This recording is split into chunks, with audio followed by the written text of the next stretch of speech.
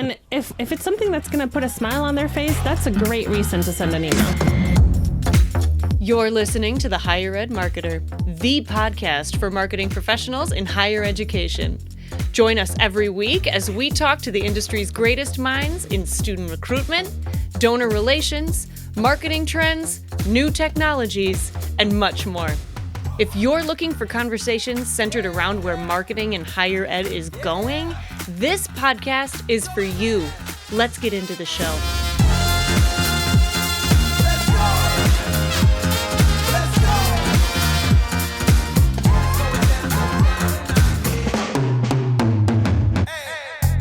If you are thinking that you want to improve the emails that you're sending on behalf of your institution, this is the episode for you. I'm Troy Singer with Bart Caylor, and we welcome you to the Higher Ed Marketer podcast. And we are talking about stop sending bad emails in higher ed. And we have the authors of the book, Mailed It. Ashley Budd, Senior Director of Advancement Marketing at Cornell University, and Day Cabildes, Vice President of Strategy at Ology. And Bart, I really love all of the great content, advice, and practical knowledge that these two gave us today. Yeah, I really think that this is one of the more pragmatic episodes that we've done in a while. And, some people might be listening to this. Other people, you might be watching it. So I'm holding up the book right now, my copy of it with my Post-it notes and all of my notes in it. And this has been a wonderful book. And I've walked away with so many things, not only for, managing marketing campaigns and things like that, but just even in my own personal emails to how to make them more effective and make them more user-focused as opposed to me-focused. And so really like this conversation. Ashley and Day do a great job kind of helping us unpack that and kind of really give us some good information. So I think everybody will really enjoy this episode. Here's our conversation with Ashley and Day.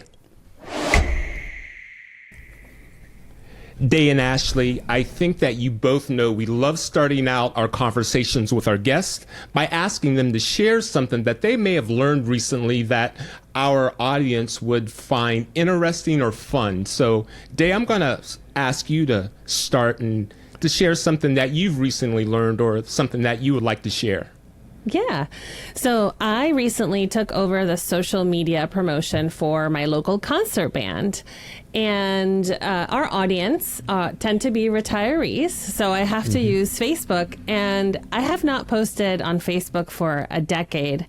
And I recently learned that when you post as a brand, there are these things called stars that you can pay for, that if you add stars to your post, it shows them to more people or something like that. I mean, maybe I half learned it because I don't really know how it works, but there's something called stars. Something that marketing folks should be aware of. Somebody teach me. Thank you for bringing that up. Okay, Ashley, you're next. I have learned recently that I'm a gamer, and I didn't know it. When in the evening, I really want to play Mario Party. I don't know if anybody know this game, but it's kind of like Mario meets a board game, and there's little challenges. And then my team, I was just at the Cornell Alumni Leadership Conference, and they posted me up at our new video game, which is a promo for Cornell Giving Day. We made a 8-bit, if gamers are listening, it's in the style of Flappy Bird, but it is our own mascot flying through the skies, and I'm pretty darn good at it. So that's well, cool. Ashley, you can be weeks away from turning 40 and learn something new about yourself. Awesome. At the end of each episode, we ask our guests to share their contact information. So don't be surprised if you get inundated from gamers wanting to go to competition with you. Let's have a party. Well, we are here to talk about stop sending bad emails, and it's going to be centered around all of the strategies that you have in your book that you co-authored, Mailed It. So I would like to start out by asking a little bit about personalization, because that's something that you speak about prevalently in the book. So We all know that a lot of correspondence goes out and it says, hi, first name. But if I could ask Ashley to start out, how can institutions move beyond that to a real meaningful personalization? Thank you so much for starting with the personalization question. I think this is one that teams really strive for because they hear if you make a message more personal, you're going to get a better response. And then I think we quickly jump to wanting to operate like Netflix or Amazon, or we, decide that we need a really fancy tool in order to do this hyper personalization. And Day, I think you should talk about individualization. Yeah. But, I think my mantra when it comes to personalization is that you can have a personal tone in your writing. And that's the easiest first step. You don't need a fancy tool to sound like you're having a one-on-one conversation with somebody. And so your language choice can be one of those first easy steps into feeling more personal. And so it's not this hyper personalization, Day, that you talk about with individualization. Yeah, I used to be really intimidated by personalization because I used to think it had to be individualized, sort of like the Netflix thing that Ashley just said, or Amazon shopping recommendations or whatever. But one of the things I actually learned from Ash is that when you're building content, when you're creating content, if you think about the time and place that the person is going to be in and when they receive it, the moment in time, is it spring? Is it Christmas? Is it a stressful time? And you write the content to support someone through that, or in a tone that recognizes that, it's going to feel extremely personal because you're in their life, and it doesn't have to be customized or individualized for you to achieve that effect. Yeah, so I say that's like the baseline, right? Like we kind of skip over that foundation and go into this, needing dynamic content, and we have to have a really strong database that's pumping in all of these insights. And if you have that, awesome. Fantastic. But if you skip right to that and you lose that personal tone, it doesn't land. It doesn't work. That's really good. I like that because I think that sometimes we get kind of caught up on all these dynamic variables, and there's a ton of different ways to do it. And I like the fact of just starting with personalization. Help me understand that as you start looking at the personalization, you take it that next step where you are starting to introduce maybe some different variables. Tell me about email segmentation. I know it's a big part of what you talk about in the book because, I think it's real easy, and I would argue sometimes even lazy just to send everything out, and I'm guilty of that. So, I put together a weekly newsletter that people are like, what's he talking about? Everything is, he doesn't even segment his weekly newsletter. But tell me about how should we be thinking about that segmentation effectively? Because that feels overwhelming to me sometimes too. Yeah, one of my favorite questions to ask myself in this situation is, if you ever feel the need to write, if this applies to you, an email copy, then you need to segment. Like that's, if that line exists anywhere in your copy, you need to be having different segments. Anything beyond that is a bonus, right? So as a marketer, I think about, okay, obviously different audiences might have different goals. We might have to communicate different things. That's a reason to create a segment and to segment an audience out or create different journeys for them. But the basis, the foundation is, if you ever find yourself writing, if this applies to you, you need a segment. Yeah, I think I've seen a lot of copywriters create email suites with many, many, many segments. And the only thing they're changing is like one or two words or one sentence. And that is like, that's not worth your time. That's not going to make a difference. So if you're finding yourself in that situation, there's probably a way to make that message inclusive of everyone, and that you actually don't need to segment that message. And I think it really depends on your audience too, thinking about, obviously segmentation depends on your audience, but I just want to, to note your newsletter, maybe I should be segmenting my newsletter, like you said, Bart. Oftentimes when people hear about the volume that we do in email with Cornell alumni, and we send a newsletter every week, And people usually ask, now, how do you segment that? And we don't. Okay. And that's because of our audience and who they are. Now, if I was at a different place, maybe this would be different. Right. But people who attended Cornell University chose that place because it's big. And like, they could certainly have chosen a smaller school to go to. Cornell is it's by far the largest Ivy. And they chose it because it's big and it has a lot of options and a lot of things to choose from. And so when we got to know our audience and doing this work, we were thinking about this personalization path. We're like, we want to put them on a path of the things that they want and give them all this customized content. And they said, no. I want to see the full menu, right? I want to see everything. And that's the kind of audience that we have. They want a big place with lots and lots of opportunities, and then they want to pick the path. And so that totally changed my thinking in terms of maybe we don't segment, right? Like maybe we don't make assumptions about what somebody wants, but Day is spot on. If you already know it doesn't apply to them, then that's why? The time. Yeah. That's the time. Well, let me push back a little bit, because I'm curious about this, because we talked about personalization at the beginning, and a lot of people think of personalization, that's what I've got in my database. It's first name, last name. You know, if it's traditional undergrad, it's high school, intended major, things like that. And I'm going to kind of go down that admissions side for a second, because I think that's where Gen Z, a lot of other, even Gen Alpha, looking at them, personalization is important to them. They want to. It's more like they want to be seen and heard more than they want to see their name in the subject line, maybe. And so this next question is going to, because I have to bring up AI, because I'm, that's who I am. I've been toying around and playing with the idea of mass personalization. So the idea of taking what I know about them and being able to write a separate little piece in each email about them and doing that at scale. I'm still piloting it, but it's going to be something that we're all going to have available to us in the near future. So talk about AI. Talk about how you all are looking at AI with email. First off, there's the one way of doing email where it's like, I'm just going to press that nice little button on my computer that says Copilot, and it's magically going to make it better and flowery, and it goes out. And then there's also the side that I'm talking about, how we can use AI to actually be more strategic. So just give me a general sense of where you're all at on AI as it relates to email. Yeah, the funny way to start this is to say that AI was actually the catalyst for us to even write this book.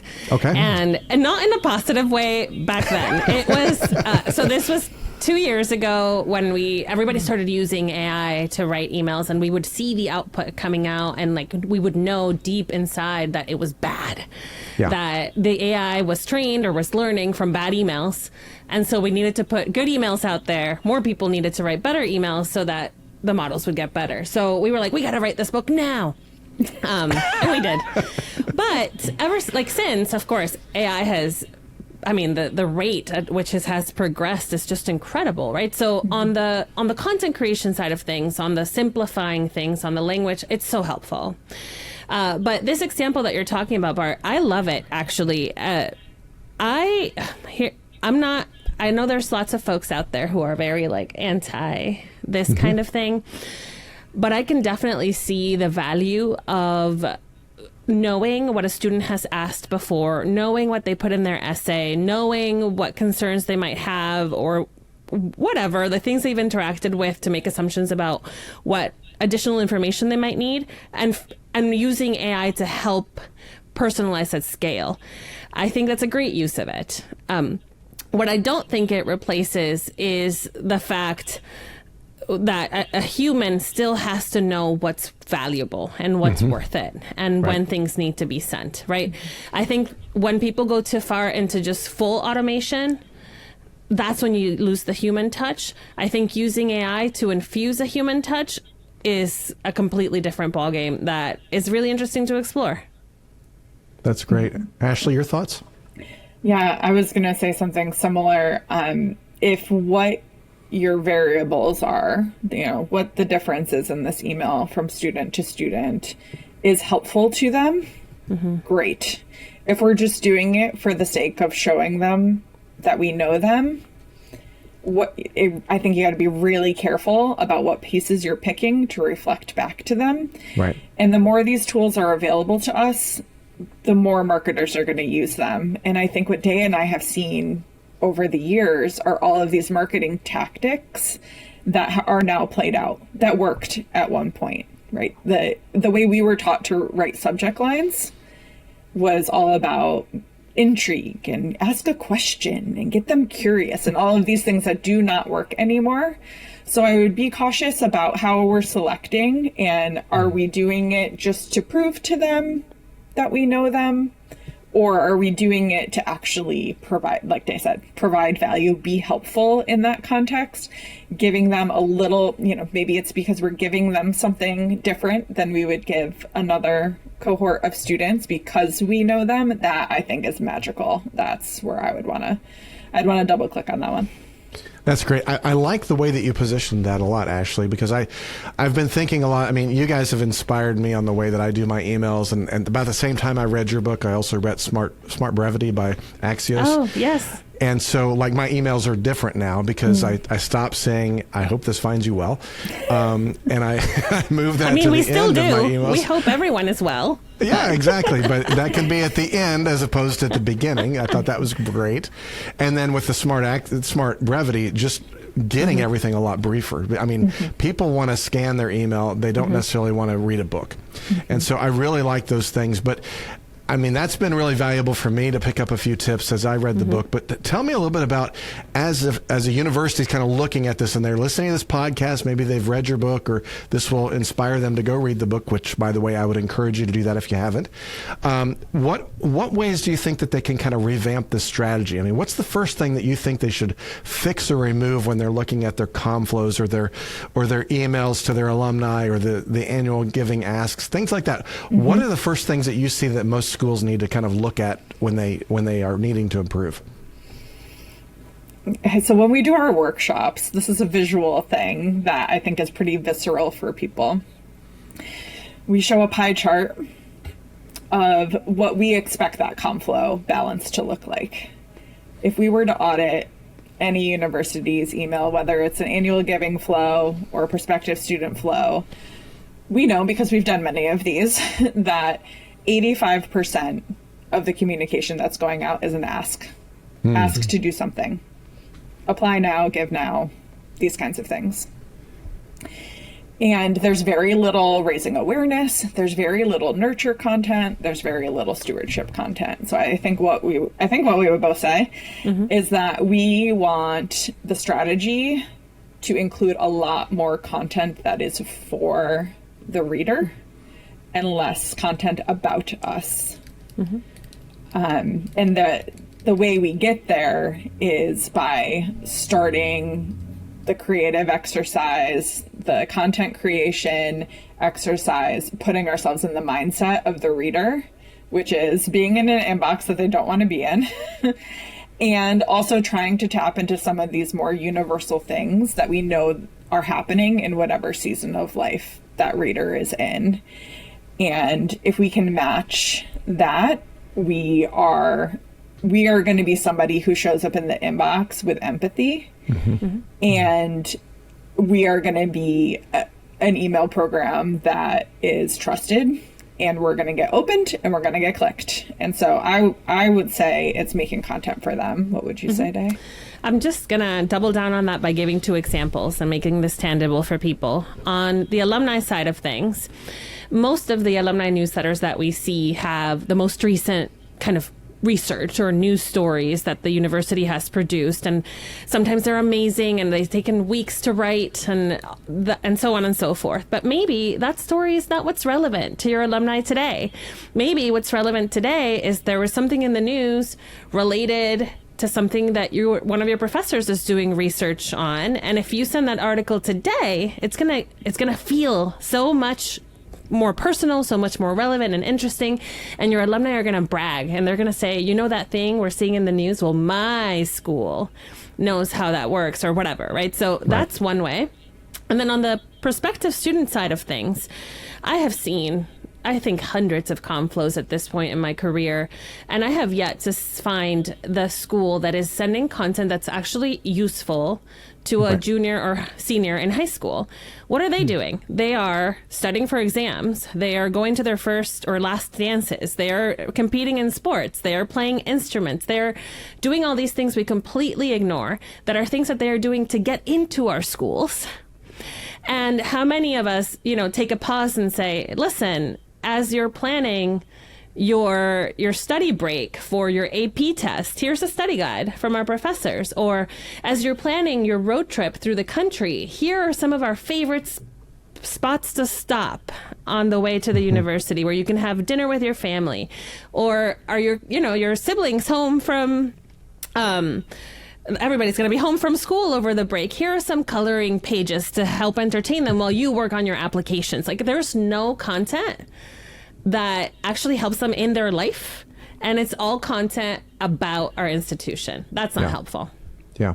I like the fact that you pointed that out, because I find a lot of times when I'm looking at ComFlows, or I'm looking at even websites a lot of times, the amount of just transactional information is just overwhelming. And I think that, certainly you can make an argument that, well, we do have to do those transactions. I get it. I understand that. Same.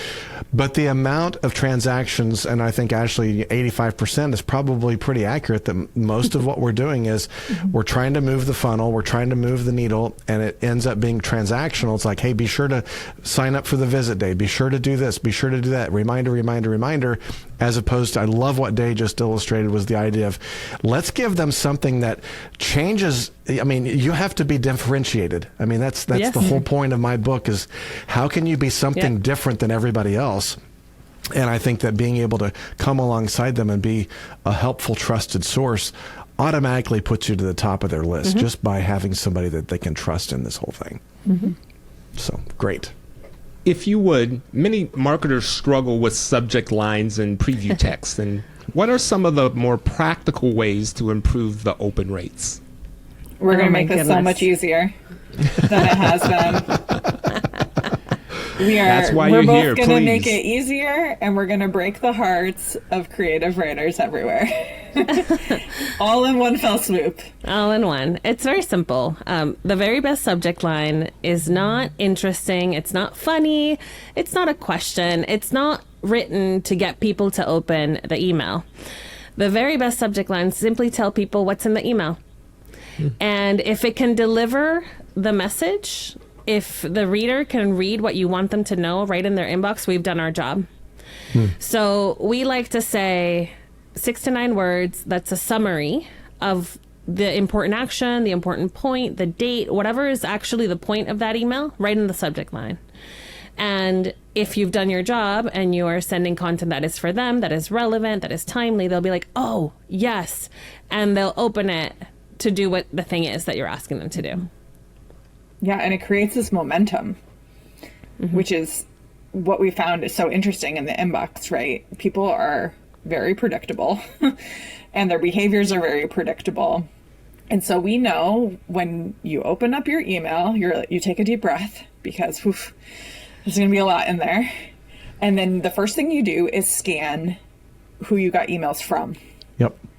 And we spend so much time crafting that subject line and very little time thinking about, is that the right from name in there to get attention? Do they, if you're using a person's name, do they know that person? Or do they know the organization better? Would that stand out better? So they're going to scan. They're going to pick out, if it's an alum, they're going to pick out something from their boss before they pick out something from us, right? But when they see that recognized, trusted from name, then the next question is, what do they want? What is this email? And if we can say in the subject line what it is, great. I know who it is. I know what it is. I'm going to click. Oh, the simple language inside here. Really descriptive link. Great. I'm moving on. I'm taking action. I'm feeling good that I'm not frustrated in my inbox. And the momentum is so powerful.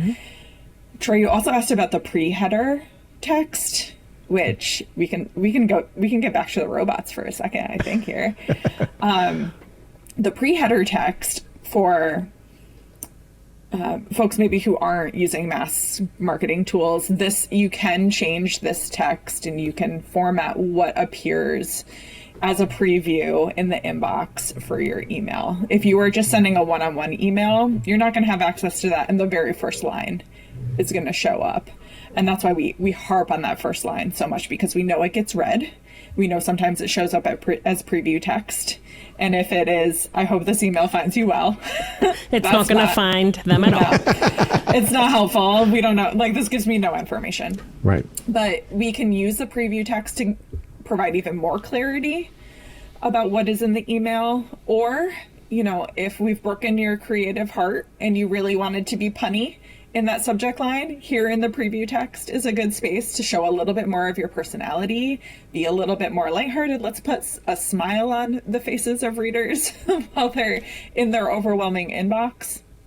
But I think what we have to be aware of too is that email service providers are really trying to help us with this volume, because volume is going up. If you feel like you've been getting more emails, yes, that's right. You have. It is. It's going up. And so email service providers are now using AI tools to read your emails, try to determine for you whether this is one that you want. And they're hijacking the preview text space, if you let them, to give you a summary of the content. And so we can't rely on that preview text to be there. So if it's something that you're relying on the reader to see, if they're using this assistive tool to help summarize their email, they're not going to see that. But also makes it so important that we're using simple, clear language in our emails. If the tools are going to try to do a summary for us, they're going to have a much easier time summarizing our content if we're not using a lot of jargon, if we're prioritizing the content in the way that we want the reader to consume it. It's the same way the robots will consume it. So preview area is it's an interesting time to be playing around with that piece. Good. I want to ask a couple questions, follow up on that, because I'm old. I'm old enough to be old school. And so I can hear some people, and it might not be the people listening to this, it might be their bosses, who are like, hey, if we make this so short and simple where they don't even open the email, that's going to affect our click rates. It has to be an HTML email because, man, we want to show off our brand, and we got to have that big, glory shot of the campus. I'm hearing people talk about it because, I mean, I've been around long enough where brochures were all we had, and then we had websites, then we had HTML email. Everybody feels like they have to get everything shoved into every piece of communication. So let's talk about that for a moment. So much in there. There's so much in there. I think one of the things that is really important to us as marketers ourselves is this philosophy that our job is not to get people to open an email. If the open rates go down because everything is concise right in the subject line, good, right? We need to start measuring the actual outcome, the actual intent, the actual conversion that we're trying to measure, right? We need to serve our audiences. So one of the ways that we say this is our job is not to send messages. Our job is to make sure that they are received. And if we can do that in the subject line, great. That's amazing. We did it. And our users and our readers are going to be so happy with us. Another anecdote I want to share about this particular point, Bart, like the HTML and how beautiful the emails have to be. I was working with a writer once who, wrote an email for a client, and I'm like, well, we're going to need to strip back 3 of these paragraphs. Like, all we need are these 4 lines. And she was like, well, then what's the point of me writing it? Like, as a brand writer, right? I'm like, I don't know what to tell you. This is not the time and space for this beautifully wordy magazine article unless you are sending magazine articles. But if you're trying to get someone to sign up for your event, that's what we're trying to get them to do, right? So there are different ways to infuse your brand into your email content that are not verbose, that are not full of imagery. Like, I really point to personality and even your relationship with your audiences. Does that come through? And then we also have opinions on images. We do. We have opinions on them. That's tossed to you, Ashley. You can break That people's was hearts. tossed to me. Okay, I'm breaking more hearts. Okay. Images, we talk about images the same way we talk about emojis. So and we love emojis. We're big fans of that. But you only want to use an image or you only want to use an emoji if it is providing context or value, right? And so a picture can be worth 1,000 words. True. Mm-hmm. We can say a lot with an image. And if that's the kind of image that we're using, great. In our newsletter, prior to freeing ourselves from a lot of these old rules, I would have said like every image in that newsletter needs to be a Cornell University image. And so if I was sending out a newsletter in the fall and we were talking about apples, because that's something Cornell would do, I would have thought, okay, we need a student on the ag quad holding an apple for this piece. No, we don't. We just need some beautiful, juicy apples to give some context, right? We don't need all of that. The other thing that we see sometimes is a graphic designer putting in some work here in email, right? They're doing a lot of, they're adding the date to something, they're using words, and they're creating this like beautifully graphic designed email header. Mm-hmm. And in our testing, it gets totally missed. Mm-hmm. The eyes just skip right over it because our brains believe that the information that we need is in the text. Mm-hmm. Of the email. And so if you're sending an email and people are like, we missed the date and it was right there. Right. It's because they're looking for 2 seconds and glancing and they're looking at the text. They're not looking at the image. So free that graphic designer up. Let it set the tone. Let it, set a vibe for your email. Give a little context. Give a little emotion. But it shouldn't carry the message. If it's carrying the message, it's likely to get missed. I do want to go back to one other thing you said, Bart, about the open rates, because I can still feel people being like, oh, I can't believe that we want our open rates to go down. One of the other things that we teach, and one of my favorites, is creating a habit in our inbox. And I talk about how we can use clickbait for good. And I want people, every time they see an email from Cornell University, to subconsciously think, oh, there's something in there for me. Mm. And the only way that you build that habit is by consistently delivering emails with something irresistibly clickable in there every single time. And so that's how we learned, like, what do people want, and we really expanded our program offering to a lot more digital downloads, a lot more, like webcam. People love to click on the webcam and see what, a snowy campus looks like, and these kinds of things that you couldn't just help click on. Instant feedback. Can I tell you, yes, I like this, or no, I don't? Quizzes. People can't help but answer trivia. And so there's things that you can place in your content that will drive opens and clicks. And I think that driving opens is really about having a trusted relationship. Right. But there are definitely little hacks and little, clickbaity things that are delightful to a reader. That we can kind of consistently do to build this habit, to build this muscle of, I got an email from them, there's going to be something good in there for me.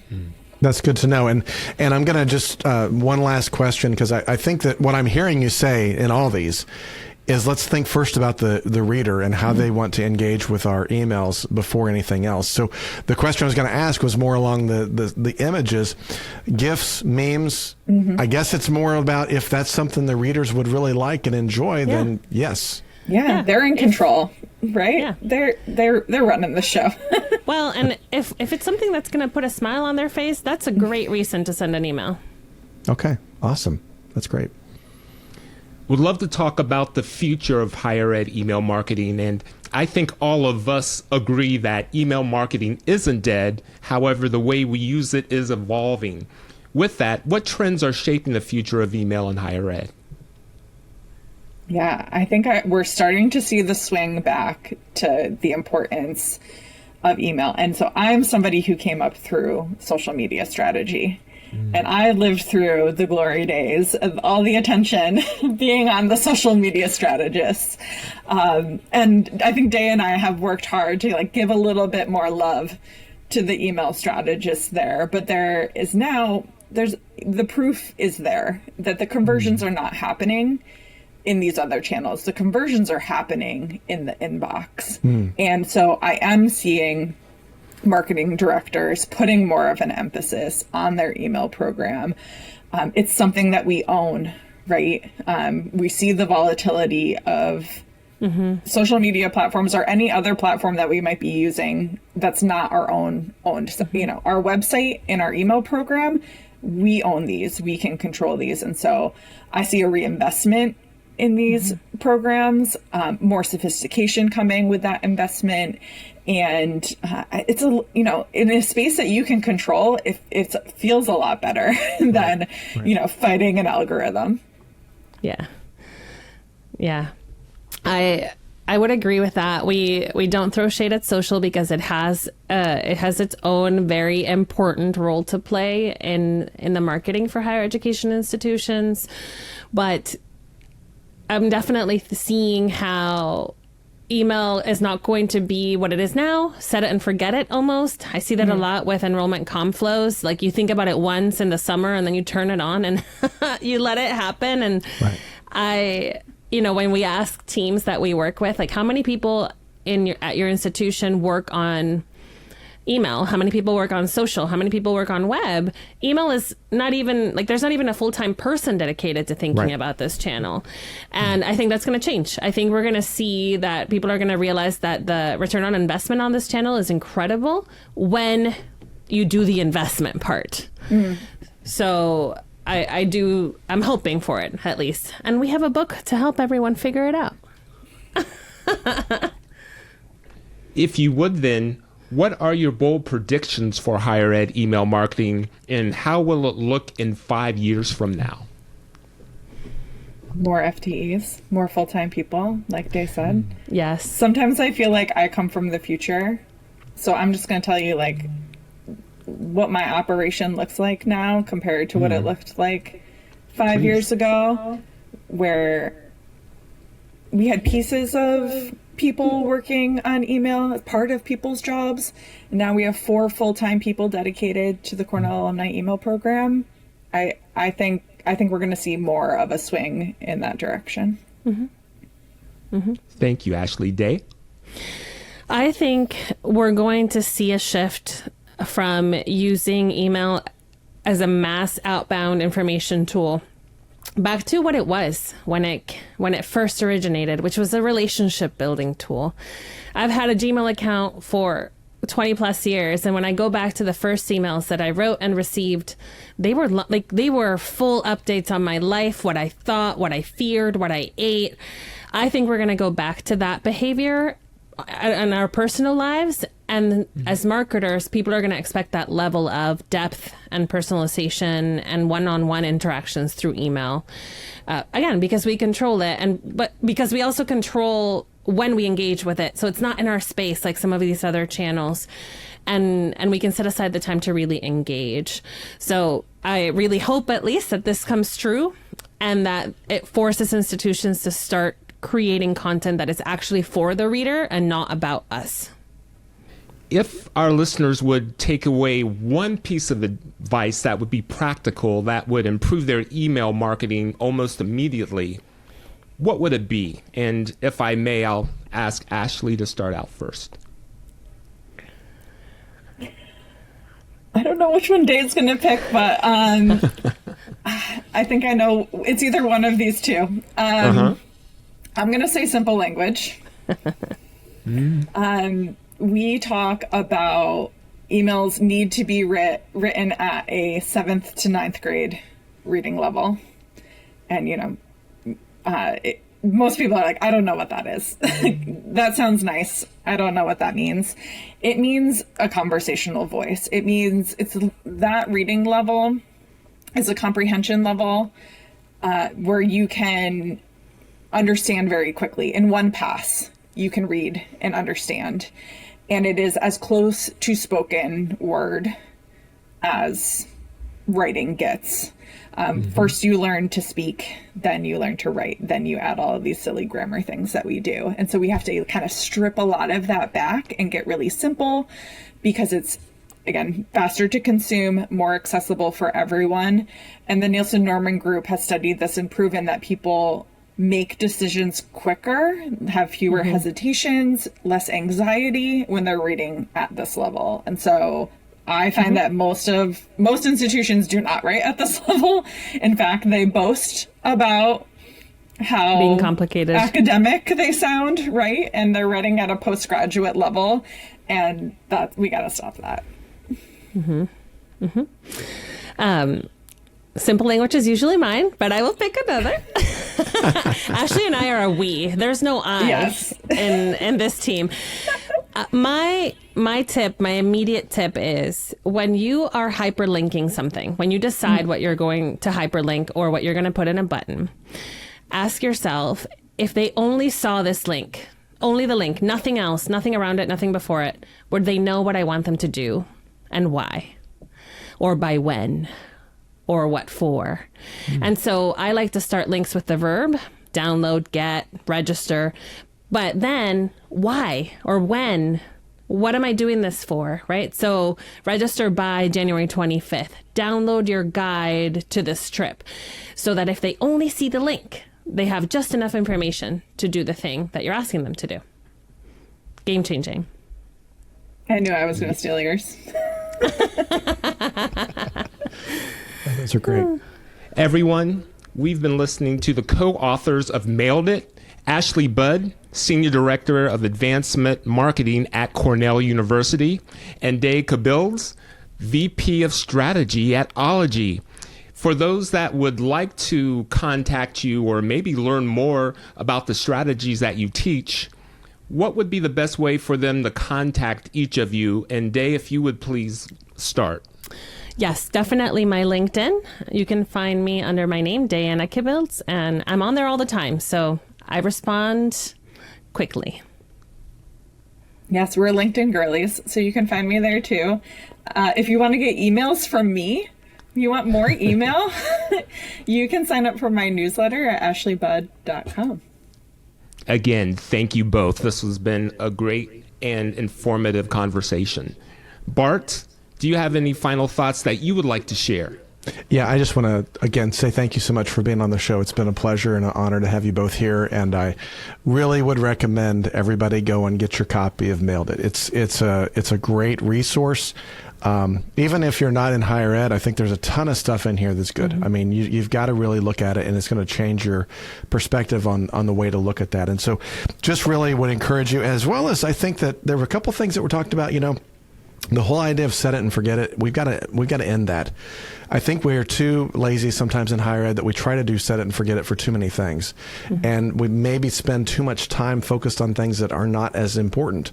I really liked Ashley's comment about, spending too much time. And as a graphic designer, I understand I really want to make that really nice banner that gets the date up there, but we have to go based on our data.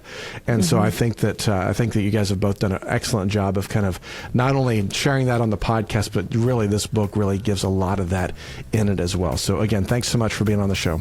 Thank you, Bart, and well said. The Higher Ed Marketer podcast is powered by Caylor Solutions, your go-to partner for higher ed mission-fit marketing strategies, enrollment, and branding needs. And sponsored by Ring Digital, the ad targeting experts, putting you in front of your exact ideal prospects and inquiries with provable, measurable increases in yield. Everyone, thanks for joining us on the podcast.